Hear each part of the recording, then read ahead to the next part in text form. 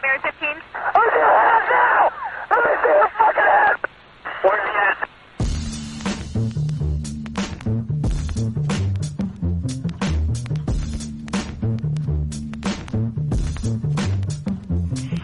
And so, a community is where you control your police, you control your commerce, you control your education, you control your house. We don't control none of that. We live in a hood. Huh? Well, what about the Negroes that get out? Oh, well, say, my cousin, they say he's a multi-millionaire, almost got $1 billion. 3 PhDs and working on 2 more. Driving down the street in Chicago in his Rolls Royce, enjoying himself, and he hear these sirens and look through the mirror and see this cop car flashing lights. He squeezed the steering wheel, man. Heart beats fast. Because he knows the plight of a Negro, what it could be. And then when that cop car passed him by, he says, thank God he wasn't after you in the first place, punk. That Negro thing you can't get away from. It's universal. They wasn't coming after you. With all your millions, with your Rolls Royce, with your PhD, didn't help. That's the hood. Why do you think you never pick up the paper 3D over and over and see white families come? You think of the thousands of black cops in America. Why don't you see white families crying as black cops shot my loved one 40 times at the back of the head? Why do you think black cops don't do that? You think they're more spiritual? Think they're better spiritual? No!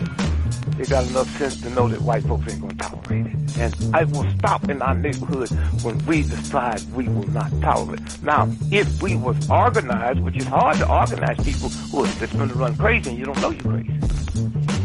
But if we were, with the money we have, and the many people who would come to our aid that don't know what it's like to be a Negro, and we said, if we said, look, we saying, if we don't get a federal law to deal with police brutality, that any time a cop or anybody carry a gun, have to have a license just like you do to drive a car.